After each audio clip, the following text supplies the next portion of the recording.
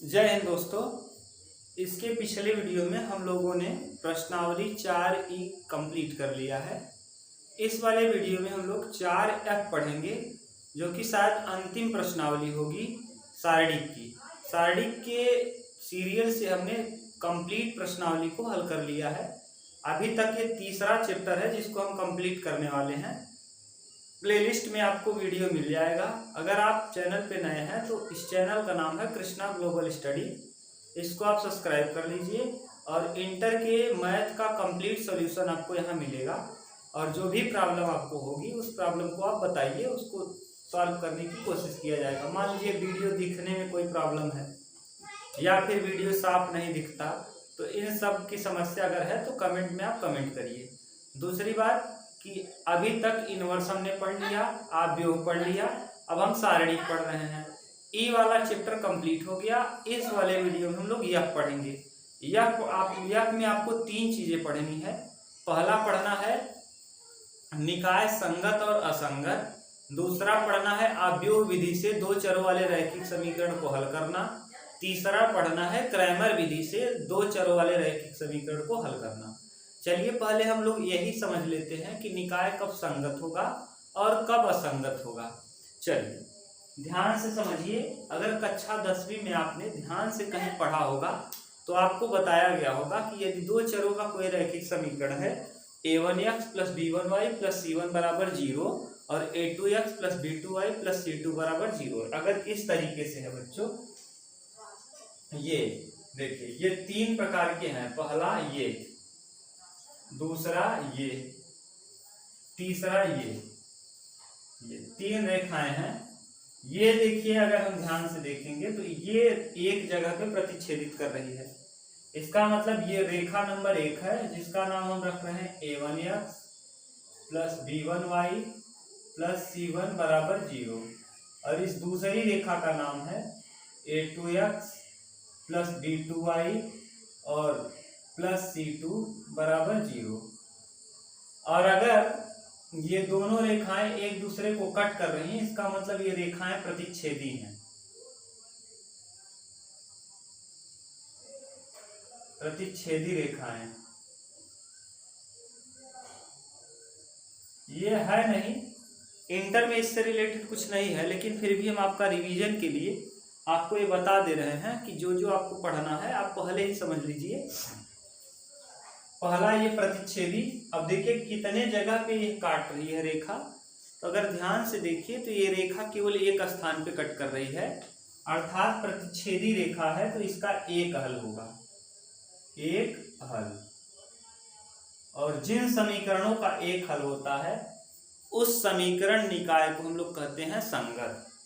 अर्थात जो भी प्रतिच्छेदी रेखा होगी उसे हम लोग क्या कह देंगे, संगत। और इसको दिखाने के लिए हम प्रयोग करेंगे a1/a2 ≠ b1/b2 ≠ c1/c2 ये है। और दूसरी दो रेखाएं, ये रेखा और ये रेखा, ये पहली रेखा है a1x + b1y और +c1 = 0 और ये दूसरी है a2x + b2y और +c2 = 0। अब देखिए ये दोनों रेखाएं पैरेलल हैं यानी समांतर हैं। समांतर रेखा किसे कहते हैं? यदि दो रेखाओं के बीच की दूरी बराबर हो तो इन दो रेखाओं को हम समांतर रेखा कहते हैं। समांतर रेखाएं एक दूसरे को कभी प्रतिच्छेदित नहीं करती हैं, यानी कभी एक दूसरे को काटती नहीं है। इनकी दूरी सदैव बराबर होती है। यही दोनों रेखाएं समांतर हैं। यदि रेखाएं बच्चों समांतर होती हैं तो समांतर रेखा के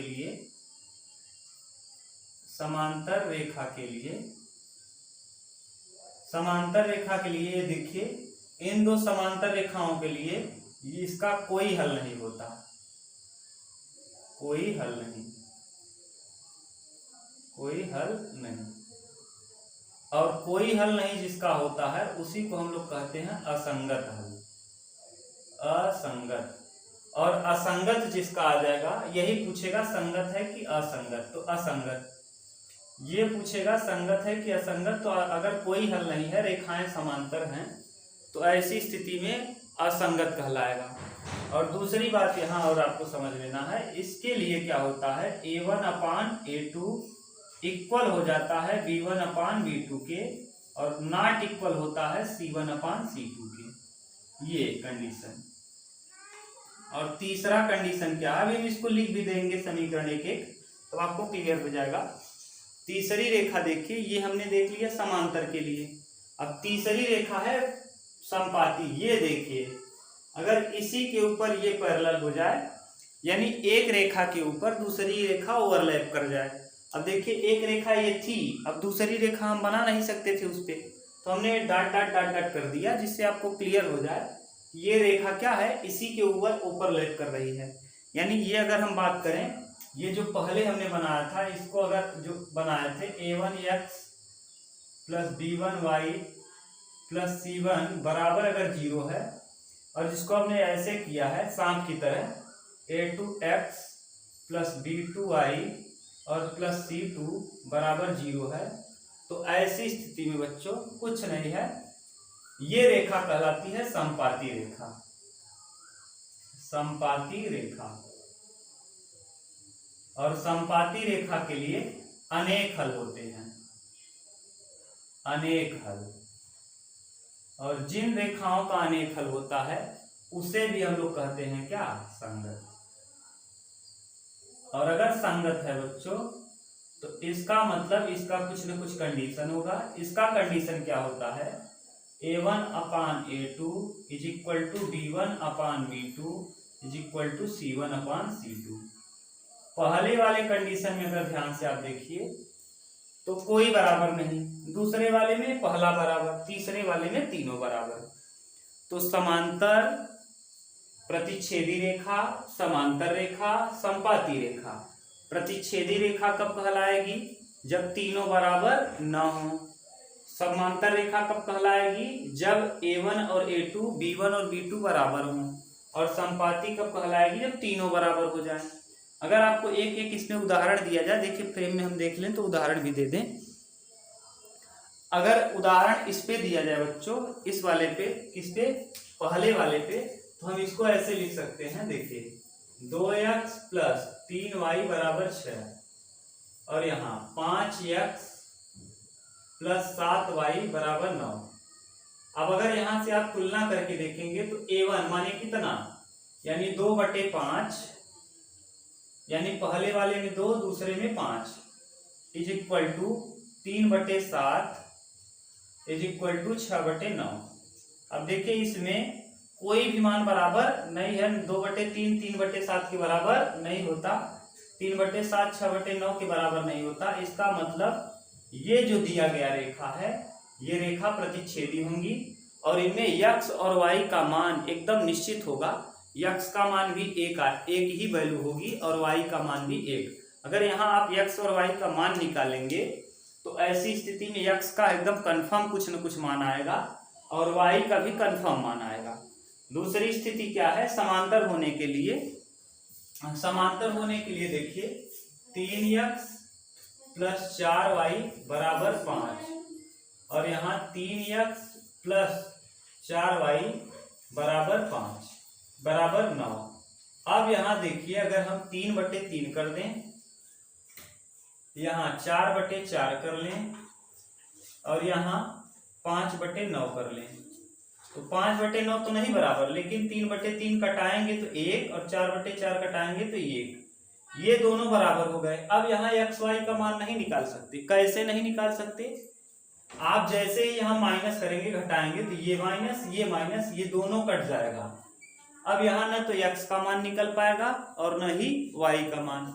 इसीलिए हमने कहा कि अगर रेखाएं समांतर हैं तो ऐसी स्थिति में समीकरण का कोई हल नहीं होता, और जिसका कोई हल नहीं होगा वही कहलाता है असंगत। ये तो कक्षा 10वीं का तरीका है, हम आपको डिटेल कर दे रहे हैं, जिससे आपके दिमाग में क्लियर हो जाए कि क्या हल करना है, क्या जानना है। दूसरा, अगर समपाती हुआ तो समपाती के लिए अनेक क्यों लिख दिए हैं, जैसे 3x प्लस 5y बराबर 6, और 6x प्लस 10y बराबर 12।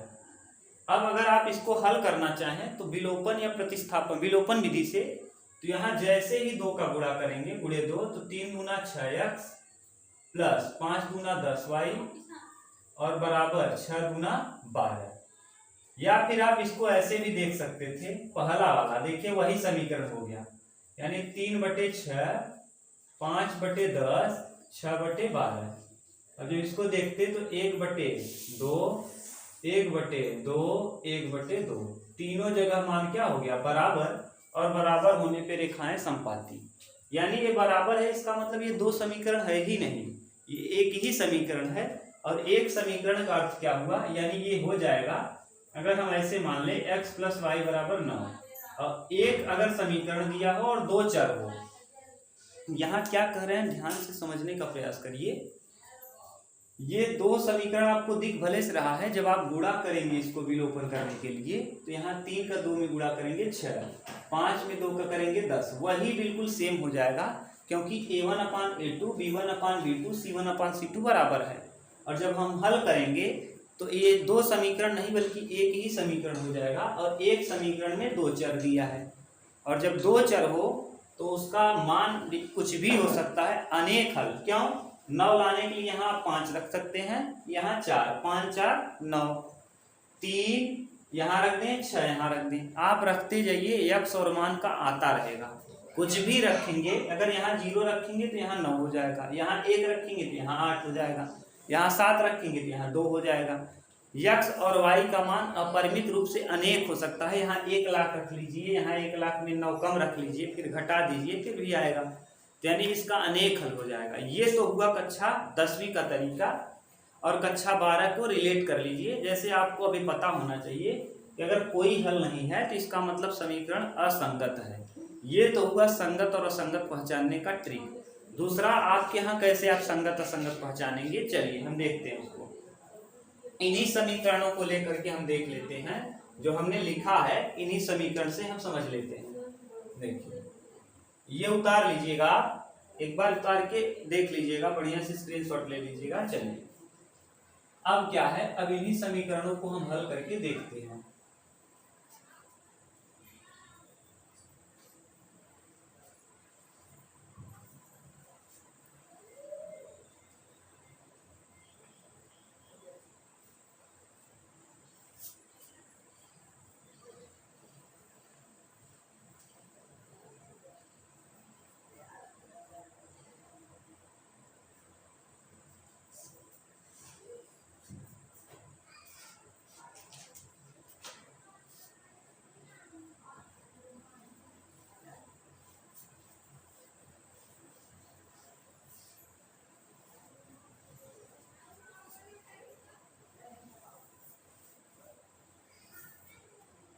अब देखिए, अब हम लोग कक्षा 12 में किस तरीके से हल करेंगे। पहले हम लिखेंगे डी, और डी लिखने का तरीका क्या है, इसमें देखिए हम लोग इसमें डी कैसे लिखेंगे। डी बराबर यहाँ x का अवयव है 2, y का अवयव है 3, x का अवयव है 5, y का अवयव है 7। अब इसका सारणिक का मान निकालेंगे, तो यानी देखिए कुछ नहीं किए, डी लिखने के लिए हम क्या कर दिए, एक्स वाई का अवयव लिख दिए। x का अवयव 2 था 2, y का 3 था 3, x का 5 था 5, y का 7 था 7, 7 दूना 14, यहाँ आ जाएगा 14, -5 तिहाई 15, आ जाएगा कितना -1, यानी सारणी डी का मान आ गया -1। अब अगर डी का मान -1 आ गया, 0 नहीं आया, डी अगर 0 आ जाएगा तो हम उसको कहते हैं असंगत। लेकिन उसमें भी कंडीशन है, भी हम आपको बता रहे हैं। लेकिन अगर डी 0 नहीं आया, यहाँ डी देखिए 0 नहीं आया, इसका मतलब एक कंफर्म है कि ये क्या होगा, संगत होगा, असंगत तो नहीं होगा। अगर डी का मान बच्चों 0 नहीं आता तो हर स्थिति में ये कहलाएगा संगत। और अभी आपने देखा था इसके पहले जब हमने प्रतिच्छेदी देखा था, तो वहाँ हमने देख लिया था कि कैसा था, संगत था। प्रतिच्छेदी रेखाओं का एक हल होता है, वे संगत होती हैं, और उसी उदाहरण को हमने आपको करके दिखा दिया। अब हम लोग समांतर के लिए यहाँ देखते हैं। यहाँ जब आप लिखेंगे डी, तो यहाँ के लिए डी बराबर हो जाएगा यहाँ 3, यहाँ 4, यहाँ 3, यहाँ 4। अब जब करेंगे डी बराबर 4 तिहाई 12 और 3 चौके 12, ये तो डी बराबर आ गया 0। अब 0 अगर आ गया तो अब हम यहाँ कंडीशन लगाएंगे। यहाँ देखिए शर्तें हैं, इसकी 2 शर्तें हैं बच्चों। अब शर्त हम लिखते हैं, शर्तें। अगर डी बराबर 0 आ जाए, डी बराबर 0 आ जाए तो ऐसी स्थिति में निकाय संगत हो भी सकता है, असंगत हो भी सकता है और नहीं भी। तो असंगत होने के लिए क्या होना चाहिए, x भी 0 हो जाए। अगर एक मान d का मान अगर 0 आ गया, अभी हम आप देखेंगे अच्छे से, अगर d का मान बच्चों 0 आ गया तो निकाय या तो संगत होगा या तो असंगत। लेकिन असंगत होने के लिए कंडीशन है, असंगत होने की कंडीशन क्या है, dx भी अगर 0 माने अब x या y में कोई एक अवयव 0 हो गया तो ऐसी स्थिति में असंगत। ये असंगत था, आपने अभी देखा था, ये समांतर था तो इसका असंगत। लेकिन इसमें अब हम एक मान और निकालते हैं, dx या dy। अब dx निकाल लीजिए। जब dx निकालते हैं तो कुछ नहीं, ध्यान से समझिए, x को निकाल रहे हैं तो x वाले टर्म को छोड़ेंगे, इसको छोड़ दीजिए। वहां नहीं दिख रहा होगा तो समीकरण क्या है, हम बगल लिख दे रहे हैं, 3x प्लस 4y बराबर है 5 और दूसरा है 3x प्लस 4y बराबर है 9। यहाँ देखिए हम क्या करते हैं, हम dx रख रहे हैं तो x वाले टर्म को छोड़ते हैं। पहले लिखते हैं 5, फिर लिखते हैं 9, अचर वाले टर्म को पहले लिख लेते हैं, फिर 4 और 4 लिख देते हैं, y वाला टर्म।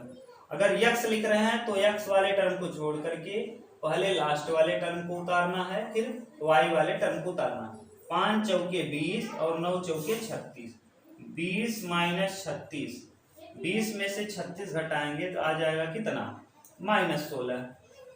6 में 6, 3 में 2, -16। अभी देखिए हम नहीं कह सकते कि यह असंगत है, अब हमको dy भी निकालना पड़ेगा, dy। अब dy निकालने के लिए क्या करेंगे, y वाले टर्म को हम लोग छोड़ेंगे। y वाले टर्म को जैसे ही आप छोड़ देंगे, ये छूट गया। अब यहाँ लिखेंगे 3, 3, 5, 9।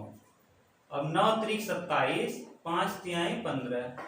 अब यहाँ dy का मान आ गया 27 माइनस 15 12, तो dy आ गया कितना, 12।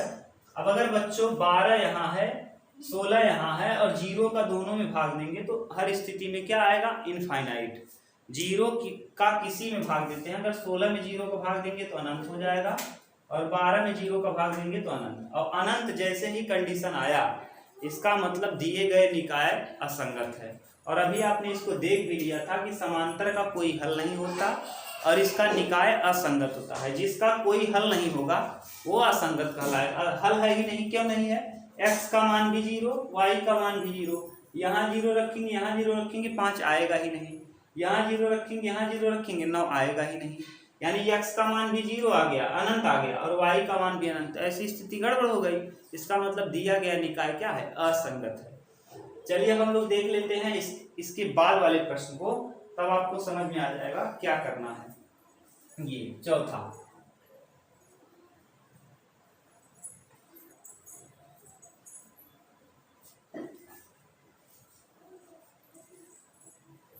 तीन x 5y 6।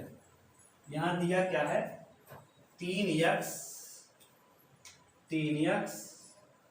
प्लस 5y बराबर 6 और 6x प्लस 10y बराबर 12। अब हम क्या करेंगे, पहले d लिखेंगे।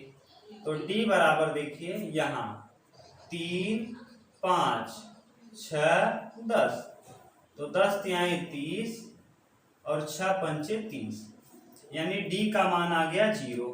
अब d का मान अगर 0 आ जाए बच्चों, फिर बता रहे हैं, अगर d का मान 0 आ जाए तो निकाय संगत हो भी सकता है और नहीं भी, शर्त के ऊपर डिपेंड करेगा। x और y में से एक भी 0 आ गया तो हम ऐसी स्थिति में कह देंगे कि निकाय संगत है, क्योंकि उसका हल निकालना संभव हो जाएगा। और दोनों अगर 0 आ गए तो असंगत हो जाएगा। अब dx जैसे ही आप निकालेंगे, dx यहाँ x वाले टर्म को छोड़ दीजिए, 3 और 6 को छोड़िए, तो यहाँ 6 12, पहले अचर लिखते हैं, 6 12, फिर 5 10, यहाँ 5 और 10, इसको लिखना सीख लीजिए। जैसे हमने x निकाला है तो x को छोड़ दिए। अब हम पहले अचर को लिखेंगे जिसके साथ y नहीं लगा है, 6 और 12, 6 और 12, यहाँ 5 और 10, 5 और 10, अब 10 क्षण 60 और 12 पंचे 60, यानी dx का मान आ गया 0 और यहाँ dx का मान भी आ गया 0। इसका मतलब दिया गया निकाय क्या कहलाएगा? संगत कहलाएगा, क्योंकि इसका हल है। अब ये संगत हो जाएगा, तो ये कैसा निकाय है? संगत। चलिए अब हम लोग देखते हैं संगत और असंगत को पहचानने का ट्रिक।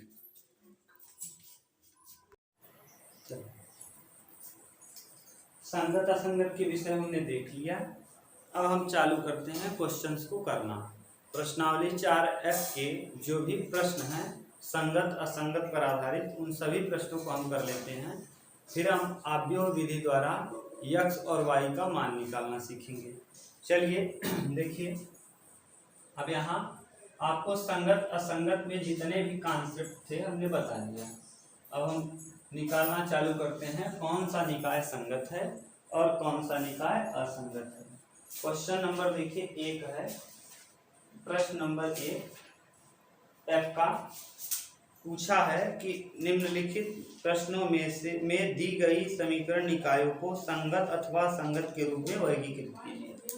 आपको ये बताना है कि कौन कौन संगत है और कौन कौन असंगत है।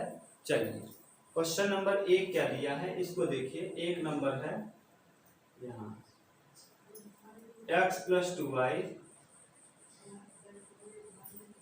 बराबर 2 और 2x + 3y बराबर है 3। अब यहाँ आपको ये बताना है कि ये निकाय संगत है कि असंगत। तो सबसे पहले अगर आप तरीके को देखिए कक्षा 10वीं वाले तरीके को, हम आसानी से बता सकते हैं कि 1/2, 2/3 और 2/3, यानी b1/b2 और c1/c2 बराबर है। लेकिन a1/a2 बराबर नहीं, यहाँ दो चीजें बराबर हैं। अब देख लीजिए संगत होगा। क्यों संगत हो जाएगा? क्योंकि ये दोनों मान a1/a2 और b1/b2 बराबर नहीं है, प्रतिच्छेदी रेखा है। और प्रतिच्छेदी रेखा का एक हल होता है। कितना हल? एक, x का मान भी एक आएगा और y का मान भी। चलिए देख लेते हैं। तो पहले हम d निकालते हैं। तो d बराबर क्या होता है? d बराबर x का गुणांक 1, y का गुणांक 2, x का गुणांक 2, y का गुणांक 3। यहाँ जब करेंगे तो d बराबर आ जाएगा 3 × 1 = 3 और 2 दूना 4, यानी d बराबर आ जाएगा -1। जैसे ही d का मान 0 नहीं आया, हम डायरेक्ट लिख देंगे दिया गया निकाय क्या है? संगत है। d का मान 0 आने पर हमको दिक्कत होती है पहचानने में। दूसरा प्रश्न देखिए इसका क्या दिया है। दूसरा प्रश्न है कि 2x - y बराबर 5 और यहाँ दिया है x + y बराबर 4। ये दिया है। इसमें भी पूछा है कि संगत असंगत बताइए। देखिए कुछ नहीं, सबसे पहले आप लिखेंगे d का मान। d का मान देखिए यहाँ 2, y का गुणांक माइनस कुछ नहीं है तो -1, x का गुणांक 1, y का गुणांक 1। यहाँ d बराबर हो जाएगा 2 × 1 = 2 और 1 × 1 = 1 और 1 माइनस। यहाँ देखिए 1 का गुणा 1 भी करेंगे माइनस आता, लेकिन माइनस पहले से प्लस। d का मान आ गया 3 और जैसे ही 0 अगर d का मान नहीं आया तो ये भी हो जाएगा क्या? संगत। अब तीसरा क्वेश्चन देख लीजिए। Question number 3। क्वेश्चन नंबर 3 क्या है? x + 3y बराबर 5, x + 3y बराबर 5 और यहाँ 2x + 6y, 2x + 6y, 2x + 6y बराबर 8। ये अब यहाँ देखिए हम क्या करेंगे, फिर से d निकालिए। d बराबर x का गुणांक 1, यहाँ 3, यहाँ 2, यहाँ 6।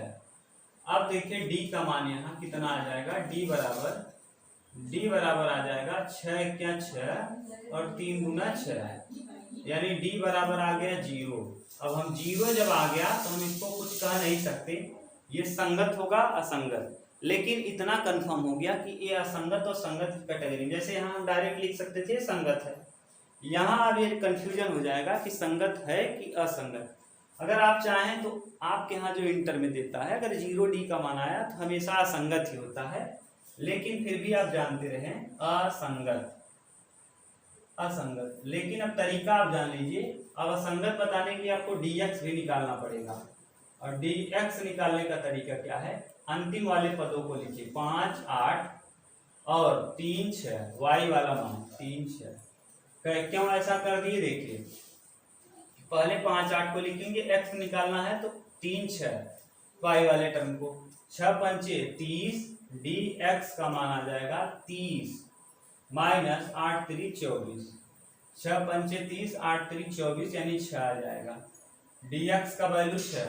ऐसे ही dy निकालेंगे, जब dy निकालेंगे तो यहाँ 1 2, x का गुणांक 1 2 और अचर पद 5 8, ये देखिए 8 क्या 8 माइनस 10 यानी आ जाएगा -2। अब देखिए ना तो dx 0 है ना तो dy है, अर्थात दिया गया निकाय असंगत होगा। यहाँ इतना करना पड़ता है। अगर इसमें से कोई एक 0 हो जाता तो हम कह देते इसका अपरिमित रूप से अनेक हल है और यह एक क्या है, संगत है। लेकिन यहाँ असंगत इसलिए हो गया क्योंकि न तो dx 0 आया न तो dy, यानी अगर असंगत आया तो असंगत, अगर d का मान 0 आ गया तो ऐसी स्थिति में अब देख समझ लीजिए, या तो dx 0 होना चाहिए या तो dy 0 होना चाहिए, एक जरूर 0 होना चाहिए, या अगर नहीं हुआ तो असंगत नहीं होगा। अब यहाँ देख लीजिए, न तो dx 0 हुआ न तो dy, इसीलिए d बराबर तो 0 है लेकिन न dx 0 हुआ न dy, इसलिए यह निकाय क्या कहलाएगा, असंगत कहलाएगा। हमको लग रहा है आप बिल्कुल अच्छे तरीके से समझ गए होंगे। अब आप सोचेंगे कि सर फिर ये तरीका क्यों बताया। हाँ, ये तरीका इसीलिए बताया गया है, कक्षा 10वीं वाला जो तरीका है केवल 2 चरों के लिए होगा। अभी अगर मान लीजिए x y और z आ जाए तो कक्षा 10 वाला तरीका नहीं लग पाएगा। ठीक, चलिए हम लोग अगला करते हैं, क्वेश्चन नंबर 4th नंबर देखिए, इसको इरेज करें फिर।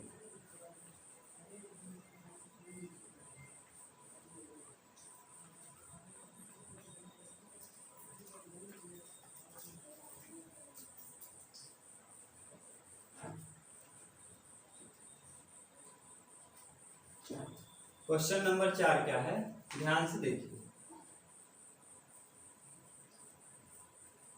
4 नंबर दिया है x plus y plus z, x plus y plus z बराबर 1, 2x plus 3y, 2x plus 3y plus 2z बराबर 2, और यहाँ ax plus ay plus 2az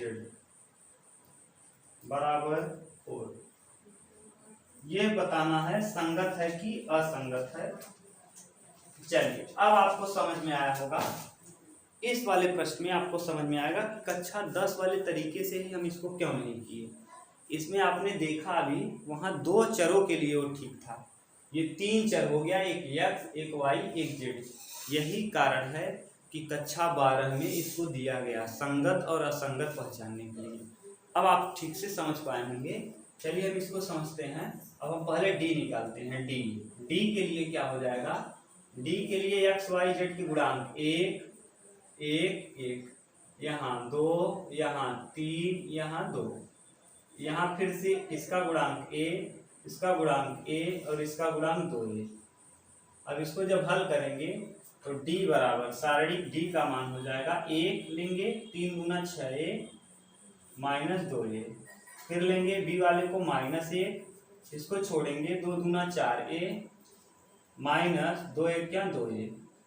आपको ये समझ में आ नहीं रहा होगा तो आप पीछे वाले वीडियो को देखिए, करना सिखा दिए हैं। 1 लेंगे, इसको छोड़ेंगे 2a माइनस 3a, और जब हल करेंगे 6a में से 2a जाएगा 4a।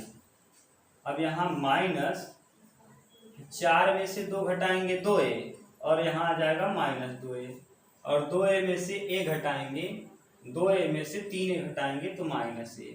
यहाँ 4a और 2a 3a, 4a minus 3a आ जाएगा डी का मान a, और डी का मान 0 नहीं आया, इसलिए निकाय क्या कहलाएगा, संगत। और अगर 0 आया होता तो हम कंडीशन को चेक करते, डायरेक्ट नहीं लिख देते, कंडीशन को चेक करते। अगर दोनों में से x और y दोनों के मान में से कोई एक 0 रहता तब हम कह देते असंगत है। अगर दोनों का मान 0 नहीं होता, एक भी 0 नहीं होता, तो हम कह देते असंगत। इसमें तो कुछ नहीं, डी का मान 0 नहीं आया, डायरेक्ट हम कह देंगे संगत है। अब हम लोग देख लेते हैं क्वेश्चन नंबर 5। ये 5 नंबर क्या है, 5 नंबर दिया है 3x minus Y minus 2z, 3x minus Y minus 2z और बराबर 2। यहाँ 2y माइनस z बराबर माइनस 1 और 3x माइनस 5y बराबर 3। अब यहाँ आप ध्यान से समझिए, इसमें आपको कंफ्यूजन एक जगह हो सकता है, हम पहले ही बता दे रहे हैं। आप सोचेंगे यहाँ x y z तीनों है, यहाँ x नहीं है, यहाँ z नहीं है, तो जहाँ x और z नहीं है वहाँ 0 गुणांक होगा, यानी x का गुणांक 0 रहा होगा, तो 0 में x का गुणा करेंगे 0 हो गया होगा बस। तो यहाँ हम अपने मन से लिख सकते हैं 0x प्लस, और यहाँ इस जगह पे यहाँ 0z लिख सकते हैं, बराबर 3 था 3 लिख दीजिए, बराबर 3 ही था, हाँ बराबर 3 था, हमने 3। अब आराम से आपको समझ में आएगा। ये सोचेंगे आप कहाँ से लिख दिए, ये दोनों मान हमने अपने मन से सोच लिया, सोचा नहीं, ये होता ही है, क्योंकि 0 को गुणा x में करेंगे 0 0 लिखने का कोई मतलब नहीं है। अब d निकालेंगे, d बराबर हो जाएगा 3 माइनस 1 माइनस 2, 0 2 माइनस 1 3 माइनस 5 0। अब इसको हल करेंगे तो d शारीरिक का मान d 3 लिखेंगे, 2 0 0 माइनस 5, 5 1 5 माइनस माइनस प्लस, फिर माइनस आएगा माइनस, माइनस 1 होता है प्लस 1 हो जाएगा, क्योंकि यहाँ माइनस पहले से लगा है। अब इसको छोड़ेंगे तो 0 का 0 में 0 और 3 1 3 प्लस 3, और यहाँ माइनस 2 लिखेंगे, इसको छोड़ेंगे तो 5 0 0 और 3 दूना 6।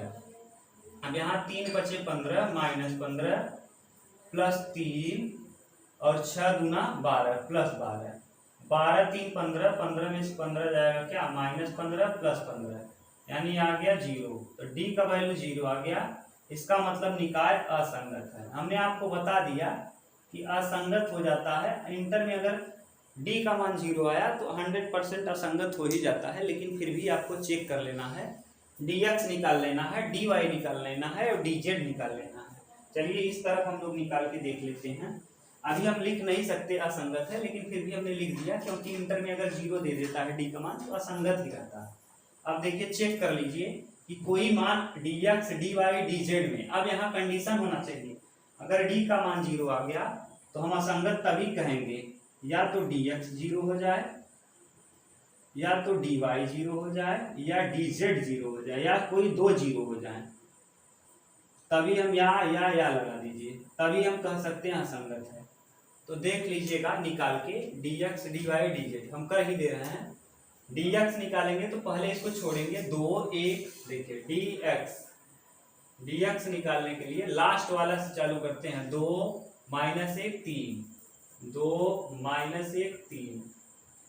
अब फिर y का मान, इसके बाद y वाला मान, x को छोड़ेंगे, अचर वाले को लिखेंगे, फिर y वाला माइनस 1 2 माइनस 5, z वाला 2 माइनस 2 माइनस 1 0।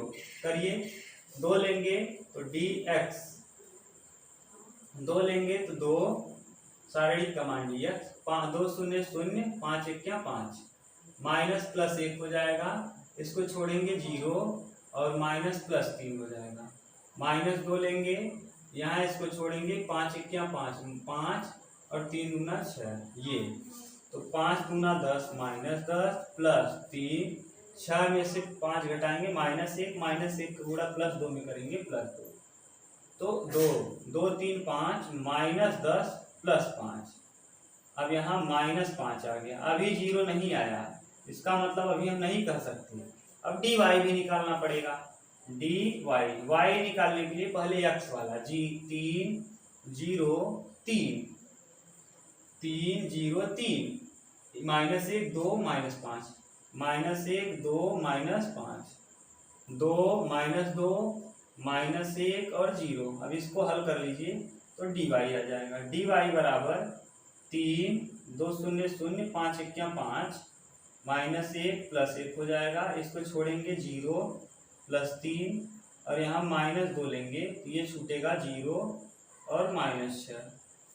यहाँ 5 3 15 -15 और 3 1 3 + 3 और 6 दूना 12 12 3 15 और 15 0 ये आ गया। इसका मतलब यहाँ डी वाई का मान कितना आ गया? 0 आ गया। और जैसे ही एक कंडीशन 0 हुआ इसका मतलब अब ये निकाय क्या हो गया? असंगत। ठीक से तरीका ये है, लेकिन कभी कभी ये भी बता दिया जाता है कि अगर 0 आ गया डी का मान तो आप मान जाइएगा कि अब क्या है? असंगत।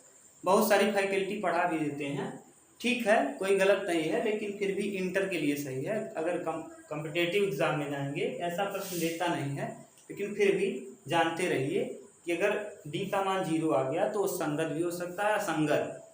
अगर डी का मान 0 नहीं आया, कुछ भी मान आया, तो ऐसी स्थिति में हमेशा क्या कहलाएगा? संगत। लेकिन 0 आ गया तो या संगत होगा या असंगत। और अगर D X D Y D Z में एक भी मान 0 आ गया तो ऐसी स्थिति में असंगत हो जाएगा। यहाँ डी वाई का मान 0 आ गया इसलिए असंगत कंफर्म हो गया। ठीक, चलिए उतार दीजिए।